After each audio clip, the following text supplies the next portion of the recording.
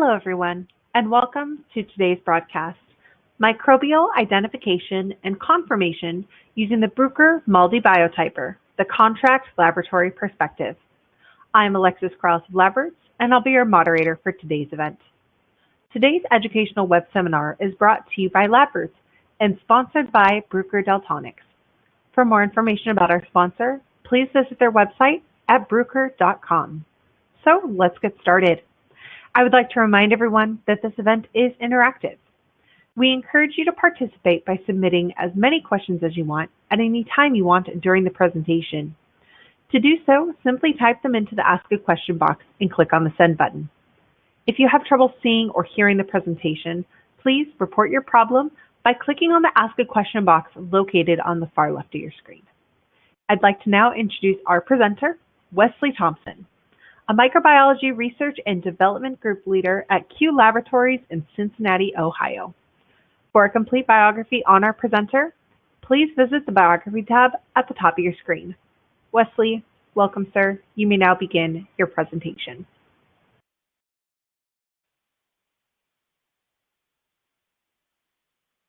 Thank you for that introduction, and let us jump right into the presentation. Hello, everyone. Thank you for joining me today for this webinar. My name is Wesley Thompson, and I am the group leader of the Microbiology Research and Development Laboratory at Q Laboratories, which is located in Cincinnati, Ohio. QLabs is a contract testing laboratory with both analytical and microbiological capabilities for third-party testing needs. I personally have been at QLabs for over 10 years now, but the company goes back farther than that. QLabs was founded in 1966 by a P&G scientist who was actually conducting microbiological testing on water in his very own basement. Over the years, we acquired ownership from a former FDA investigator, as well as one of the first employees hired onto our chemistry department. In 2017, a group of Cincinnati investors acquired 75% ownership, and we launched the greatest expansion in QLabs history. A year later, in 2018, we opened a brand new 30,000 square foot lab building to go along with two other existing buildings on our campus.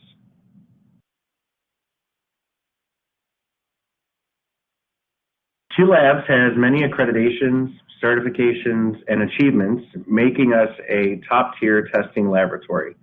We are the only laboratory in North America to be a certified expert laboratory for MicroVal and AFNOR in regards to validations. And we are also the only CDC Elite certified laboratory in Ohio for Legionella testing. We have a vast array of analytical and microbiological capabilities, which allows us to assist our clients with any of their testing needs. So now that you have a little history on our laboratory, I'm going to dive into our discussion that you are here for today, microbial identification and confirmation using the Bruker MALDI Biotyper. And we have three objectives that we're going to cover today. First, I'm going to give you the perspective of the contract laboratory and their role in routine testing, specifically for identifications and confirmations. Second, I'm going to discuss how the Bruker MALDI Biotyper is one of many offerings to discuss for clients to meet their needs in characterization of isolates. And finally, we're going to just kind of cover the certification process for new technologies like the Biotyper and the impact that it can have on the laboratory. So for those of you who may not be familiar with MALDI technology, I just kind of want to give a general overview of how the Bruker MALDI Biotyper works in terms of identifying bacterial and fungal isolates. The general preparation is quite simple in design, and it allows for a very high throughput of samples.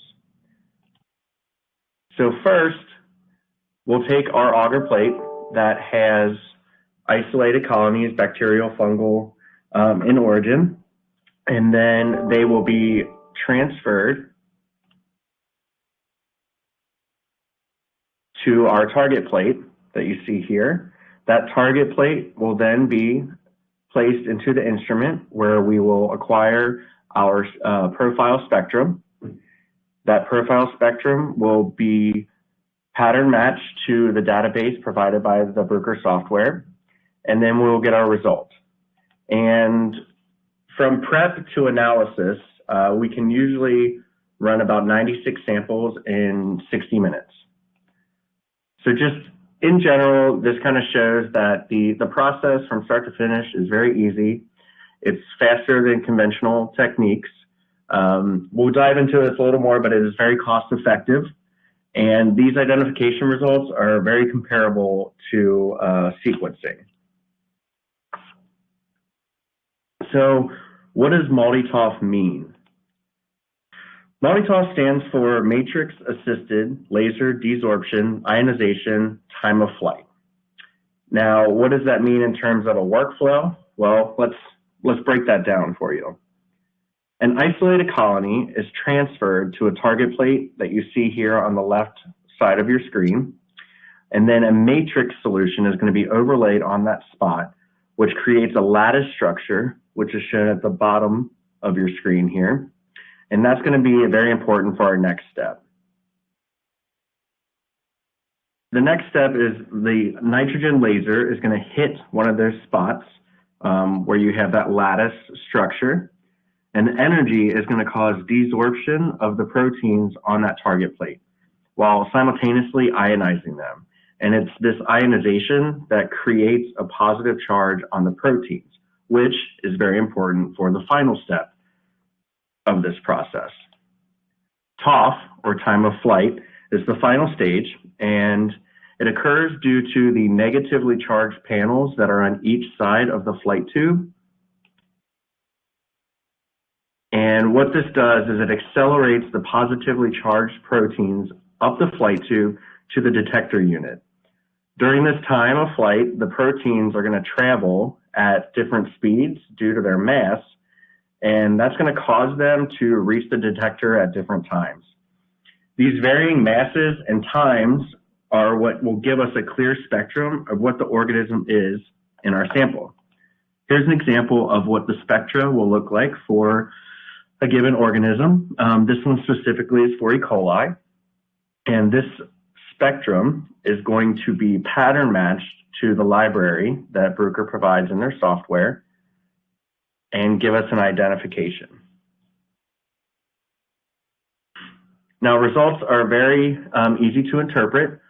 So the graphic on the top of your screen shows you what a report will look like.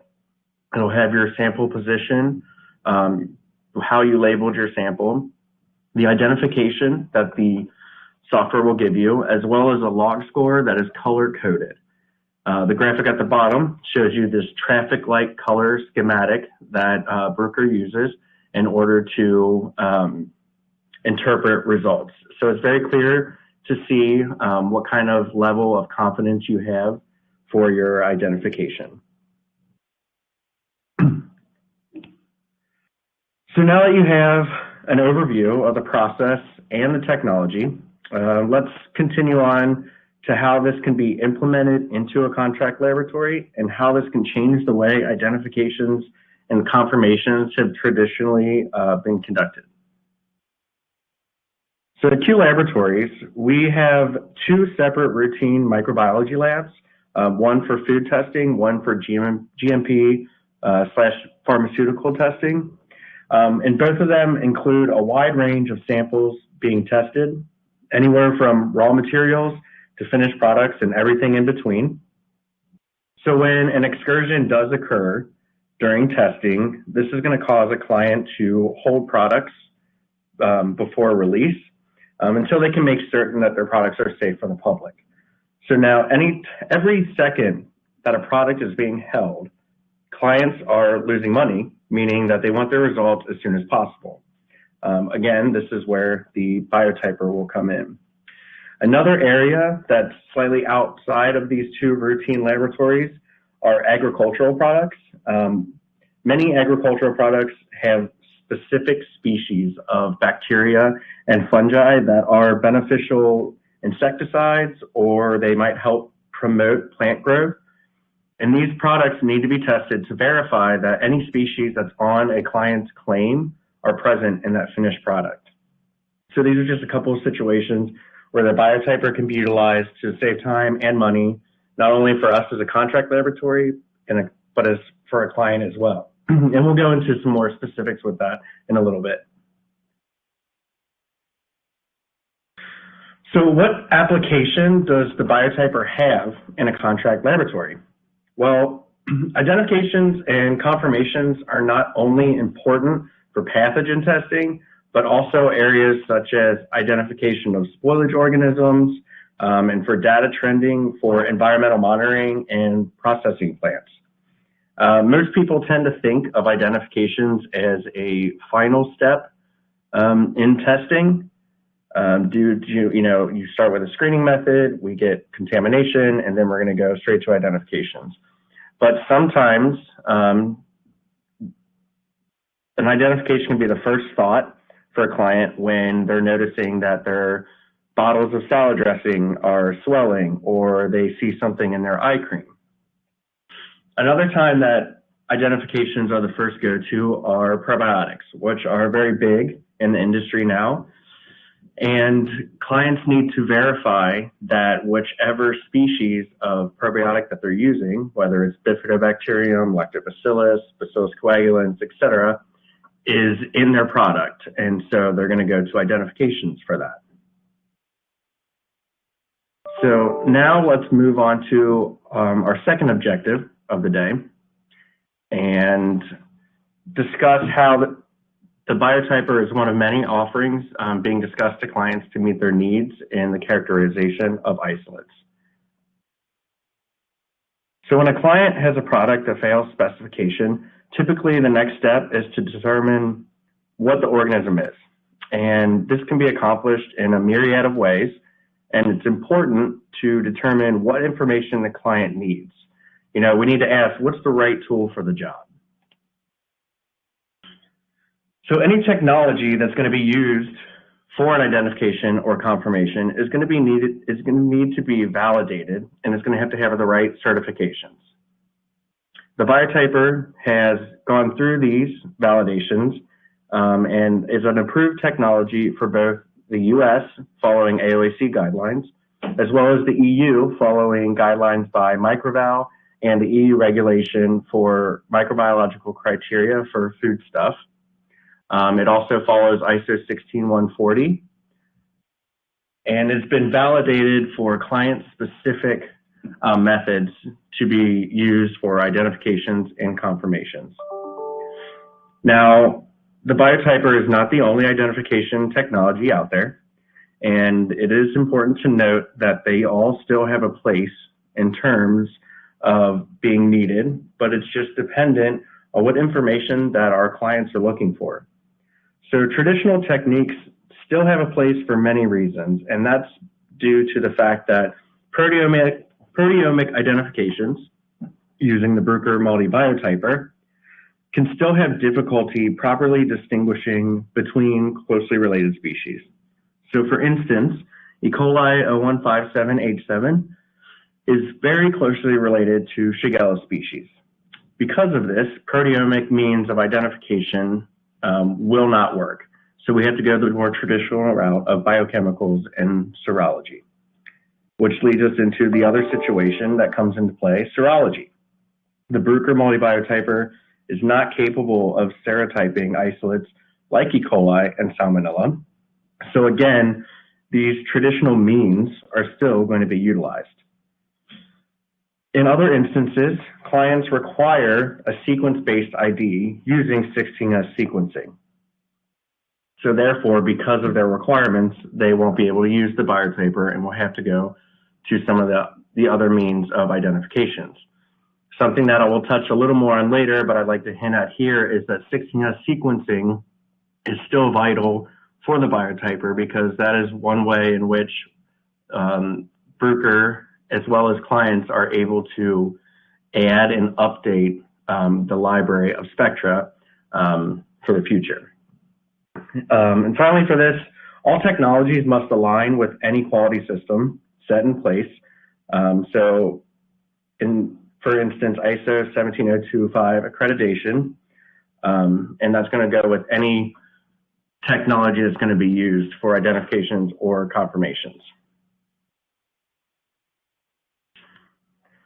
So when a sample does require identification or confirmation, we have to ask ourselves, what are the true needs of our client?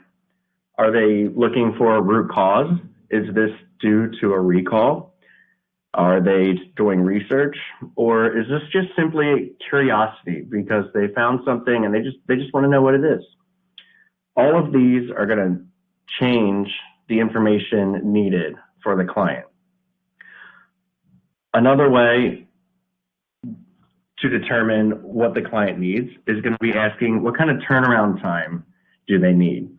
Sometimes the client's going to go, I need this ID'd yesterday, or they might say, you know, they only need a couple days. Well, that's going to change what technology or technique is going to be able to be used for identification because each one has its own timeline. And cost. A client is not going to want to spend a bunch of money for a result that may or may not give them the answers that they need. So there's many techniques for identifying organisms, and each one is going to give you various levels of information. They're going to take various amounts of time to get those results, and it's going to cost varying amounts. So clients are going to want to spend the least amount of money for the most information that they need. And all this is imperative to know up front so that, you know, we can determine these solutions in the end and that they are easy and cost effective for the laboratory and for the client. So screening a product for contamination testing for pathogens, it can change the end result needed. Many times screening a product for contamination will result in identifications just dependent on the method being tested or the information needed. Sometimes just due to a failure of specification. So how can this vary? Well, depending on the product type that a client is testing, that's going to depend on what kind of information they're going to need on the back end. Others can be dependent on the method being used. Each method can require various levels of information, and the client is going to have to follow that as well as the laboratory. Other things that factor into this are regulations. They can require a specific level of identification, again, based on product type or the industry in which this product is going to be released. So, like I said, each one can require various levels of needed information, which can change the identification technique. So it's important to know a lot of this up front so that you can get as much detail as possible to make the decision easier. And once we have determined what information we need, then we ask what technique will get us there. So at Q Laboratories, we kind of streamline this process to make it easier for the labs and for our clients. So here we've developed our own identification laboratory to centralize this process for all the labs on campus. So when a routine lab or a client has a direct submission of an isolate that they want identified, it's going to be transferred to our microbial identification laboratory, where we can then determine what the best process is for the information needed. So this diagram that you see just kind of shows you all the samples at the top coming in from all the labs or clients directly to our identification laboratory. Then we're going to be able to determine what information they need and what the best technique and method for identification can be used. Sometimes it can be as simple as a microscopic evaluation. The client might just need to know, is this a gram-negative or gram-positive? Is it a yeast? Just very simple means of identification. Whereas sometimes clients need a little more information. They need to know the genus. They need to know the species. And that's when you're going to go farther up this ladder in terms of biochemical analyses, the MALDI TOF, like the Biotyper analyses, or 16S sequencing.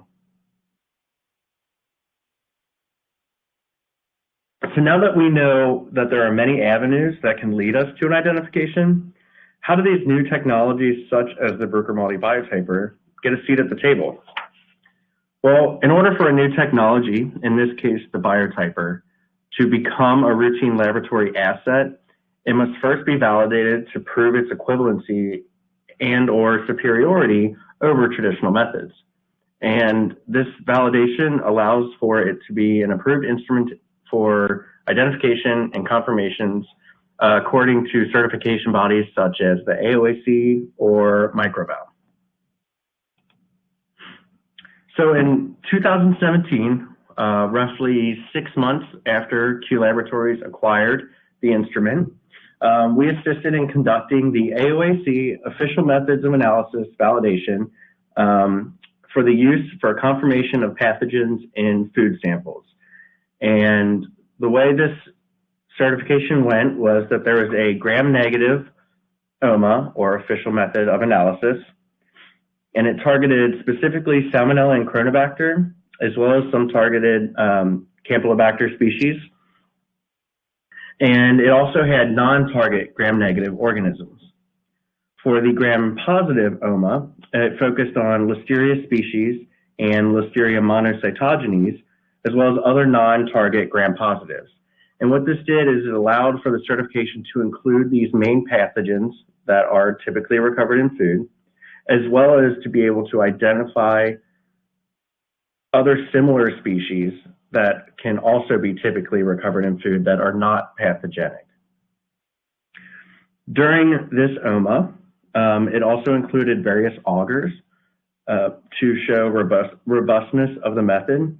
And what this did was it allowed for laboratories to have flexibility during culturing, whether it was because of the method required a certain auger or whether that laboratory preferred to use a different auger. It allowed them to have some variability. And finally, to show reproducibility, a collaborative study was conducted with multiple laboratories led by 2 expert labs. Adria, which is located in France, conducted the interlaboratory study for the Listeria and Salmonella portions of the interlaboratory study, while QLabs in Cincinnati, Ohio, conducted the Chronobacter and Campylobacter portions of the interlaboratory study.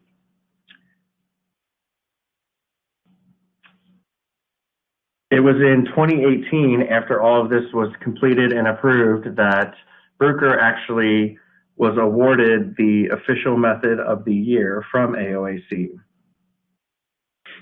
So how are Biotyper results different from other identification methods? Well, as you saw in the first couple of slides, the results are very easy and they're accurate, and the interpretation leaves little room for error. And this is important for both the laboratory and the clients. The Biotyper allows for this easy interpretation for the analysts in the lab and for our clients. There's no need for this in-depth knowledge of bioinformatics or years and years of schooling, studying sequencing to achieve this understanding of the result. And it allows us to be able to clearly explain and let it be clearly understood by non-technical people. We all know working in the laboratory makes us understand these results a little easier since we're working with it every day. But for many of our clients, they don't have a background in what we do every day. And it's important to be able to explain these results to them in a way that it's not complicated, it's not overly specific or in the weeds, but at the same time, we need to be able to assure them that these results are accurate, even though they're very easy to interpret. So whether you're talking to someone with a PhD, a person in operations, or simply a new hire at your job, these results need to be clear and accurately understood, and Bruker does a very great job presenting that. This is also very important when taxonomic changes occur. So for example, a couple of years ago, the organism Enterobacter aerogenes changed genus to Klebsiella. Now, many people may not realize that occurred, but since Enterobacter orygenes was used as a control organism for a few methods, when it changed, some clients are going to look at that and see Klebsiella orygenes and not know what it is, or be expecting Enterobacter orygenes and get Klebsiella orygenes. Well, they don't know what that is.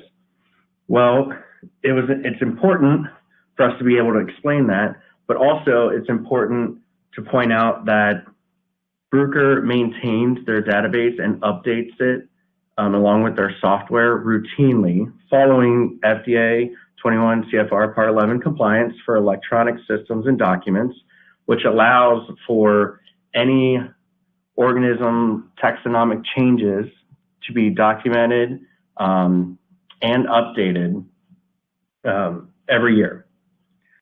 It's also important how these results are presented to our clients. So another nice feature of the Bruker MALDI Biotyper is that reports can be customized, not only for our laboratory, but for our clients. It can be based simply on what isolates they need on a specific report, but also we can add custom images or a client's logo to that if that's something that they require. And as discussed a little bit before, the Bruker MALDI Biotyper has the capability of a customized database. And this is huge. This allows for the addition of any isolate that's not already in the library. Commonly identified organisms in a laboratory or production facility can be very important for future testing, whether it's challenge testing or QC testing. And with the Biotyper, we are able to sequence these isolates via 16S sequencing and then add them to the library so that we don't have not reliable identifications in the future for these isolates. Because as many of us may know, wild type isolates can be finicky when conducting identifications, whether they're automated or traditional. And this capability helps to just build a more robust library and prevents any issues in the future. So now, from a contract laboratory perspective, I'd like to show you how the Bruker MALDI Biotyper has changed our workflow. So while traditional means of identifications and confirmations still hold a place, the implementation of the Biotyper into our laboratory has significantly decreased our volumes of these traditional methods. And QLabs acquired the MALDI back in August of 2016. And so what you can see here on these graphs is the decrease in the number of traditional tests and methods we use for identification, as well as it shows the increase in the Biotyper identifications that we've had over the past 4 years. So it has drastically changed the way we conduct identifications here at Q Laboratories. You can see simply our gram stains have decreased, biochemical analyses decreased, 16S sequencing decreased, but all through that time, the Biotyper identifications were increasing. So now that we have an overview of the technology and understanding of implementing it into the lab and how it's improved our workflow, let's just go through some strengths of the instrument. So the Biotyper, it's the fastest, most straightforward way for us to obtain a microbial identification. I mean, it's nearly always higher quality than the traditional biochemical ID. And again, fast. You'll hear this over and over from people who have a MALDI. Fast, fast, fast. Quicker time to result is what everybody wants, not only laboratories, but clients. It has a comprehensive library, so you're not going to get a lot of no identification results. And that's really important when you have a high throughput lab pumping out identifications and confirmations. On top of their general library, they also have an additional subtyping module that can accurately distinguish between some closely related species. So specifically here, you can see there's Listeria species, Mycobacterium species, and that was a huge one for us at QLabs, especially in our food microbiology laboratory for when we're identifying Listeria species, because in that area, a lot of clients do want to know exactly what species that they have, and this subtyping module really came in handy. And since the sample preparation is conducted manually by an analyst, it's not automated, it is possible that sometimes you might not be able to evenly coat your sample across your target spot, and the Bruker allows for you to manually focus the laser on your spot. So what does that mean? Well, if you have a poor or uneven spot, you can see it from the camera and are able to move that laser around to a better area of the target to get high quality spectra to make sure you can get an identification. So there are actually 3 sample preparation methods for the MALDI-TOF, and this allows for you to almost guarantee that you get a collection of good spectra for an identification. You can typically get an identification from using one of these or all 3 of these methods. As we've touched on before, the ability to add to the library is a key feature of this technology. The software is user-friendly, and it makes the additions very, very easy. But something else that's very nice with this software is that you can actually share libraries between laboratories. Currently, the CDC has its own pathogen library that can be used by anyone with mass spec identification capabilities.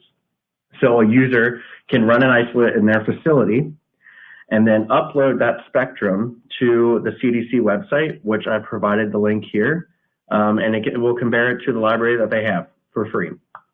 So that's always beneficial.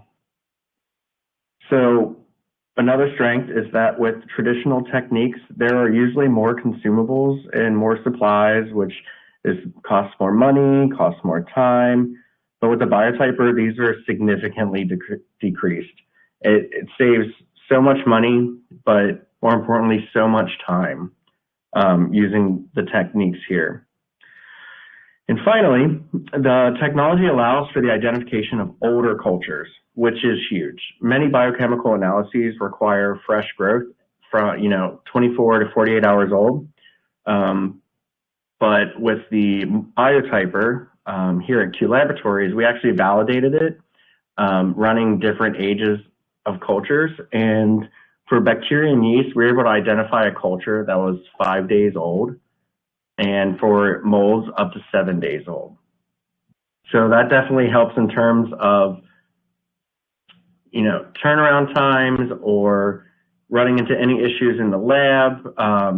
You don't have to just have this day-old growth. If it's 2 days old, you can still get an identification without having to spend more time and resources on a new subculture or a new isolation street.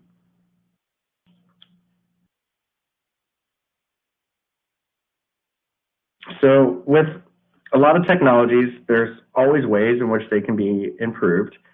And although the Bruker has a few, they are continually working on developments to strengthen their instrumentation and software. So here are just some of the areas that we believe the Bruker could use some improvement based on our experiences. So filamentous fungi have always been kind of hard to identify in the laboratory, unless you're a mycologist. But the Bruker has allowed us to be able to identify these filamentous fungi. Well, the struggle here is that the library isn't quite as robust as the bacterial library. But again, they are continually working to update their libraries. There's typically an update every year with the additional isolates for both bacteria and filamentous fungi. Another area, due to the complexity of this instrument, there is not many troubleshooting capabilities at the hands of the user. If there's anything wrong with the software or with inside the instrument beyond the source cleaning or removing, visible dust, it's going to require a Bruker technician. The nice thing is that Bruker's customer assistance is very quick to respond, and they can usually remote in to conduct an laser optimization or troubleshoot any of the issues. But again, not much you can do on the side of the laboratory. And then lastly, something that we've already kind of discussed is that traditional techniques are still needed for organisms that are closely related, such as Bacillus species, Burkholderia species in the complex, and Enterobacter complex. And the R&D team is working on these. Like I said, they have that subtyping module, but that's still just an area of continual work that we hope will improve over the years. So with the details we've covered about the Biotyper and traditional methods, let's take a quick look at a comparison between the Biotyper and traditional biochemical analyses. So just, the differences here, we have the Biotyper, which is proteomic identifications, biochemical, obviously biochemical identifications. The Bruker has a quicker time to result, say 30 to 60 minutes, versus a biochemical, which is 24 to 48 hours, and sometimes even longer than that. With the Biotyper, no gram stain is necessary. Biochemicals, you do need a gram stain. Right there, you're completely eliminating a step, which eliminates time and resources needed. The Biotyper is capable of identifying molds, whereas biochemicals, you cannot.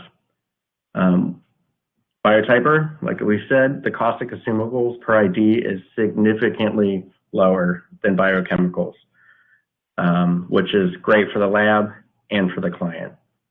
And finally, and probably most important, accuracy. The Biotyper has a lower rate of false identifications, whereas biochemicals, you have so much subjectivity that can vary analyst to analyst when looking at these biochemical reactions. If it's an automated system, they have typically a less robust library and overall a higher rate of false identifications.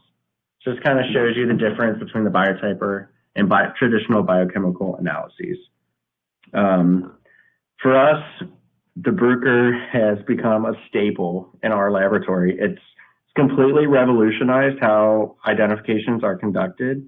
And now I'd like to just give you some examples of, specific examples here at Q Laboratories where the Biotyper has been such an asset to our laboratory.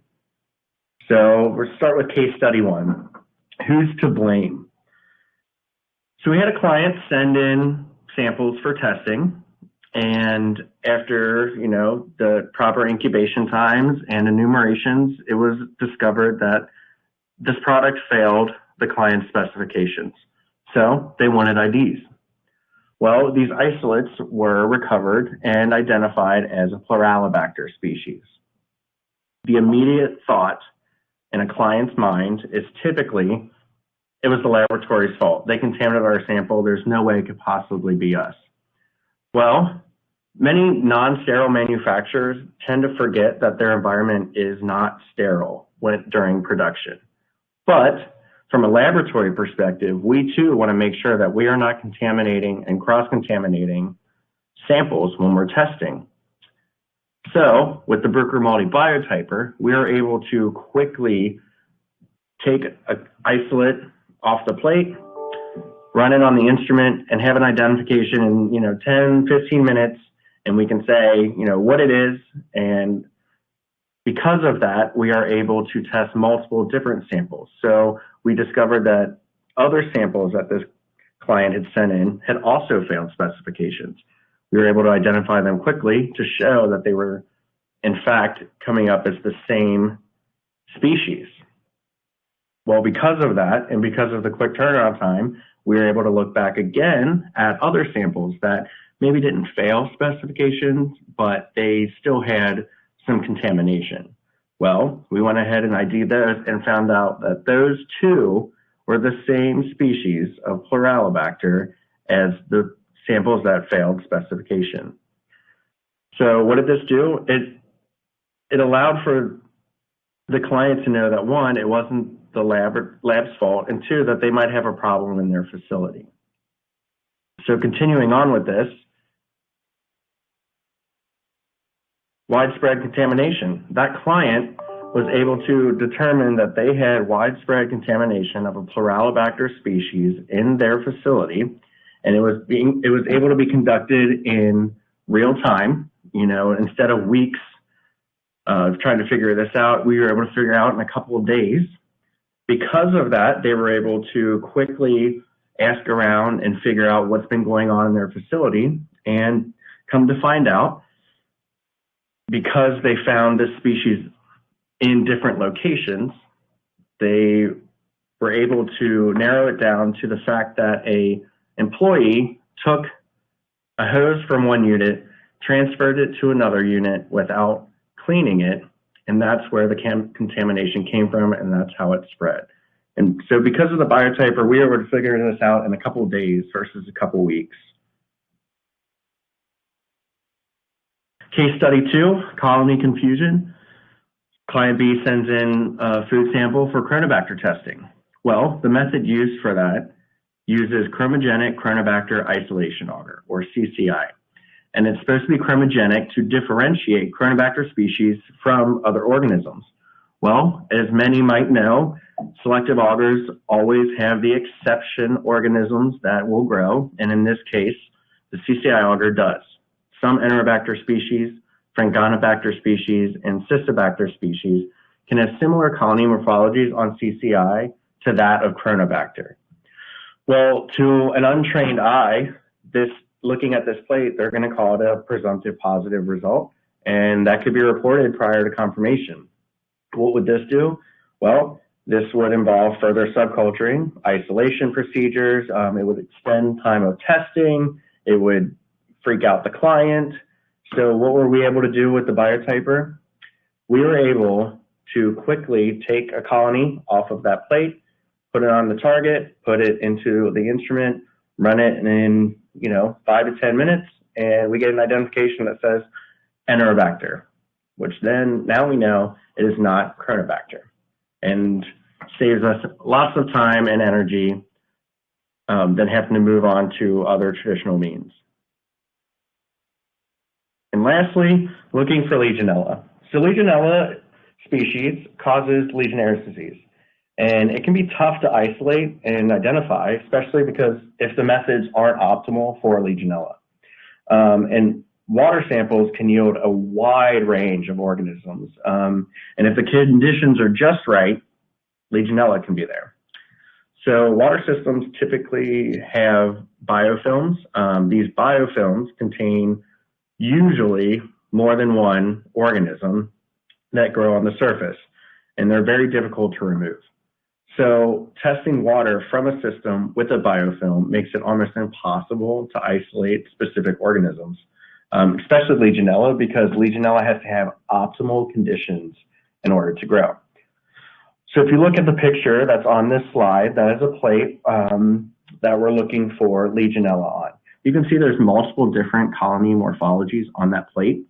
So for an analyst to look at that and say, yes, there's Legionella, it's very difficult.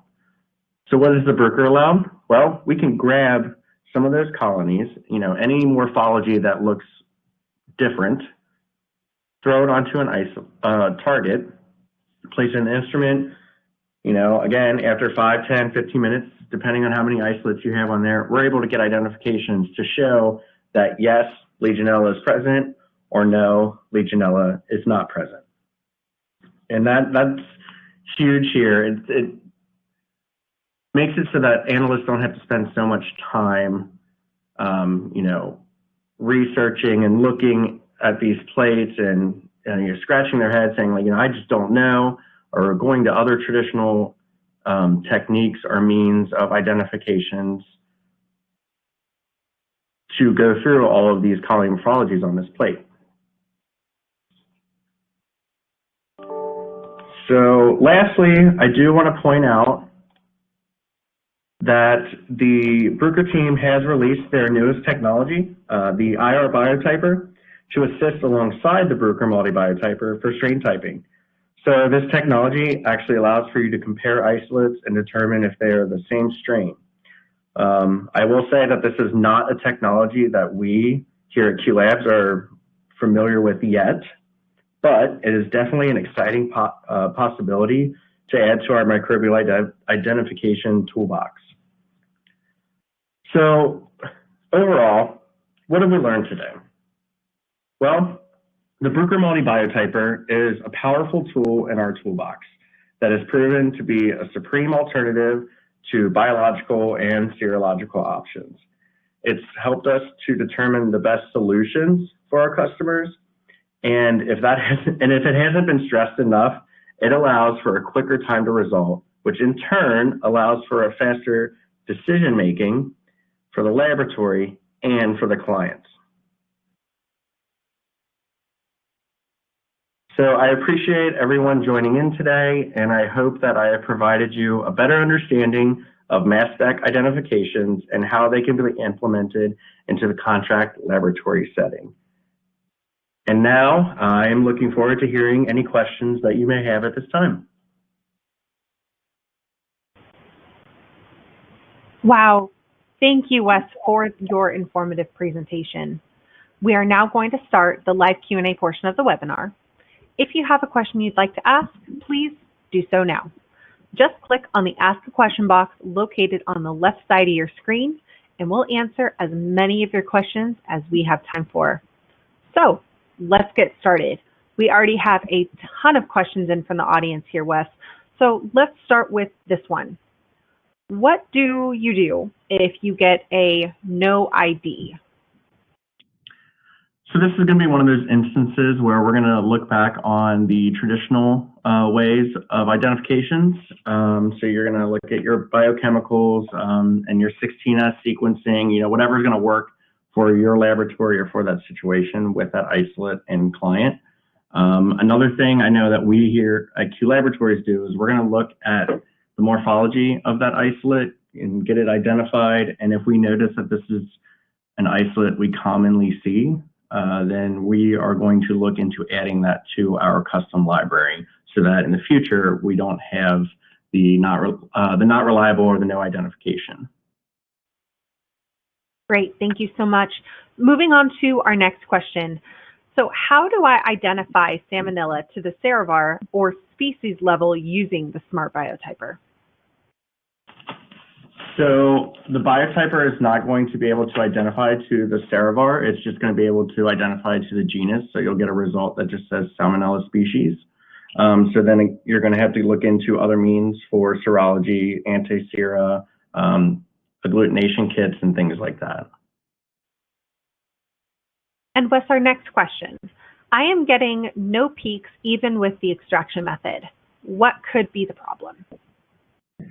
So this is a great question. This is something that anyone who's run mass spec technologies is going to run into. So just some of the things that I know on our end that we've encountered that you want to check for is first checking your target plate that you're using.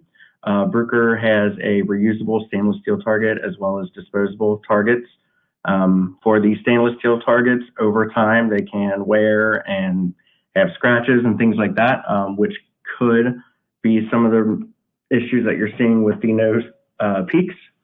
Another thing is checking your target spot where you've placed your isolated colony for uniformity. Make sure that you don't have bare areas that are just the stainless steel target without the organism or matrix. You could be getting close to your preventive maintenance, your annual PM, and the laser could need an optimization. In this case, you just reach out to the Bruker customer assistance line. They'll be able to set up a WebEx usually within about a half hour, where they'll remote in and they will do a laser optimization, and then they'll be able to tell if that was part of the problem. And then lastly, something that you can do on your end as an analyst is just making sure that you're properly creating any reagents that you're using, specifically your formic acid solutions or your matrix solution. The matrix, I know, can be light sensitive and can contaminate easy if you're not reusing, or if you are reusing pipette tips. So those are two areas on your end that you can double check to see if there's any issues there which could be causing your no peak results. Great, Wes, thank you so much for your insight on that question. We're going to go back to something that you mentioned about testing older cultures. I believe you tested one up to 5 days, I think it was. So regarding testing older cultures, particularly bacterial cultures, is there any particular storage requirements for these older plates? Are they left at room temperature or are they refrigerated? Great question. When we were validating that, we did discover that in order to be able to identify cultures up to that 5 or 7 day mark, they did need to be held at room temperature, not refrigeration. Great, thank you so much. So Wes, moving on to our next question. Does it not affect taking the colony from any agar, and do we need isolated colonies? During the validation, there were a wide range of augers that were used. Generally, identifications are conducted off of a nutrient auger, just general nutrient auger. But we have seen the selective augers that typical methods use. You can run identifications from them. And it is key for any identification, not just with mass spec, but it is key that you have an isolated colony. If you have mixed growth, you're likely not going to get an identification, and it can be kind of hard to pick out if you have mixed growth. So you just want to make sure that you're really keeping a close eye on getting those isolated colonies. Great, thank you.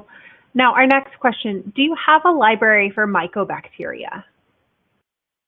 Yes, Bruker does have a mycobacteria library. Thank you.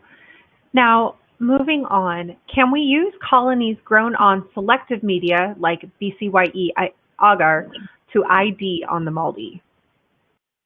Yes, and that is one of the great things. Again, so typically nutrient auger is used for identifications, but selective augers, specifically BCYE, is an auger that can be used to get an ID on the MALDI-TOF. Similar to case study 3 that I discussed in the presentation, that auger plate that you saw was a BCYE auger plate for Legionella, and we were able to take colonies from that plate and get identifications. Now, do you use the CA version of software, the FDA cleared, or the RUO version, or Wes, do you use both? Currently, we are using the RUO version as well as our custom library that we've created from our in-house isolates. Great, thank you. Now, is it easy to add one microorganism to the database, and do we need to validate that? It is very easy to add an organism to your database. The process, I think the longest part, in all honesty, is just getting the 16S sequencing result that you need in order to add it to the library. But overall, it is very easy. There's a couple of steps. You can usually add an isolate within a half hour, 40 minutes to your library. I'm sorry, was there a second part to that question, Alexis? Do we need to validate that? That's the second part. No. On our end, we did not have to validate that process when we added isolates to our library. Perfect. Thank you so much. Now, our next question, is there a separate Listeria SPP library, or is it included in the RUO or IVD libraries? So the RUO library that people typically use has Listeria species as well as Listeria monocytogenes in that library. But the subtyping module is just separate to where it kind of breaks it down even more with a little more accuracy to give you a better quality spectra and identification since Listeria species can be closely related. And now, can the type of culture media affect the identification results? Rarely. Like I said, the best way to go is usually a general nutrient auger. Selective augers can be used. I would suggest that if you're using a selective auger or a chromogenic auger, that if an identification, if you're not able to achieve an identification, that I suggest streaking to a general auger after that and then trying again just to verify. Because there are a lot of augers out there, and there's probably augers that you might work with that I don't. So I always like to do that as a troubleshooting technique if I don't get an identification. Thank you. Moving on. Sometimes we test ATCC strains and we do not receive a strain match on the top hit. Do you know what the cause of this could be? Is this normal? And for some reason, they're only getting certainty in genus and species. Yes. So when testing, QC strains or strains that you're purchasing from culture collections, when you're running them on the Bruker MALDI Biotyper, we're wanting to verify that that's the organism that you received. It might not show you the same strain that's on there, which could be due to that strain not being in the library, but also the fact that the Biotyper is not for strain typing, is just for identification. Great, thank you. Now, do you do routine detector checks on your instrument, or is this done only by Bruker engineers or remote support? Typically, I do not do any of that here. If you're doing identifications and you start to notice that your log scores are kind of decreasing in value, or if you have any trouble with your calibration for each run, or you're getting a lot of no peaks or anything like that, then that's when you're going to want to reach out, like I said before, to a Bruker customer service assistant who can remote in and check the detector and everything for you. Thank you, Wes. So we have time for a couple more questions, but I do want to remind our audience, any questions that we aren't able to get to and those submitted during the on-demand period will be addressed by our speaker via the contact information that you provided at the time of registration. So Wes, moving on to our next question. What machine do you use for sensitivity testing, and how do you perform QC on the MALDI Biotyper? So for QC on the MALDI Biotyper, there is a calibration spot for each run using something called Bacterial Test Standard. And that'll be with every single run. And during that, it's calibrating and validating that run. If anything were to happen during the acquisition part of those two spots to where it wouldn't pass the QC, then the run would actually automatically stop, which would alert you that something went wrong with your calibration spots and that you would have to re-spot them and do a little troubleshooting before getting identifications. Thank you. And now, is there a Bruker library for the Panoea species? The Panoea species is in the REO library. As to the extent of how many strains and species are in there, I'm not sure without looking at it, but it is in the library. Great, thank you. Now, do customers request that you build library entries for their unidentifiable organisms, or does QLabs build an entry for non-identifiable organisms reflexively? And the second part to the question is, what sort of validation is performed for these entries, and approximately how long until the entry is incorporated into your routine identification? That's a great question. So if a client is routinely having a contamination issue and they want to keep a library of their in-house isolates and they are not being identified using the MALDI because they're a wild type and because they're not, or because they're not in the library, then yes, clients will ask us if we can add those to our library. But QLabs does add reflexively to our library because the analysts who are working with the instrument every day and running the isolates have their eyes on these samples and are able to see routinely what's coming in and what's going out to add to that library. And then anything that's added to the library has to be sent out for 16S sequencing to verify what the organism is, and then will be added to the library. Great, thank you so much, Wes. And it looks like we have time for one more question. How do you proceed with the yellow results that have different genus even after many times of purification, and that you know it is a pure colony? What is the suggested reporting action? For this instance, this is where I would suggest trying to figure out exactly what information is needed.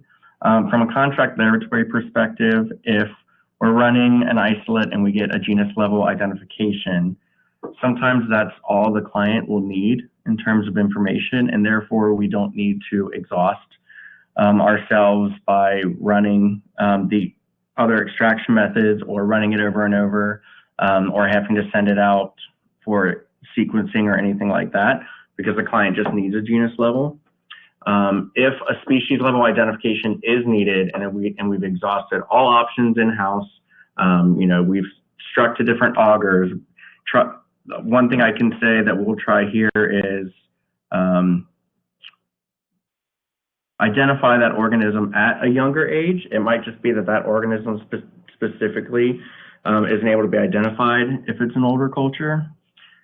So you could try that, but if all options fail in-house, then that's when we're going to look into other means of identification, such as 16S sequencing. Thank you again, Wes, for your time today and for your important research. We would also like to thank Labbers and our sponsor, Bruker Daltonics, for underwriting today's educational webcast.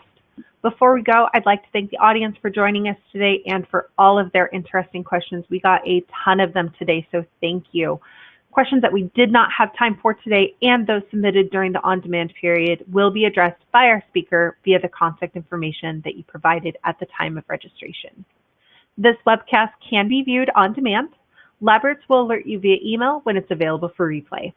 We encourage you to share that email with your colleagues who may have missed today's live event. Until next time, bye-bye everyone.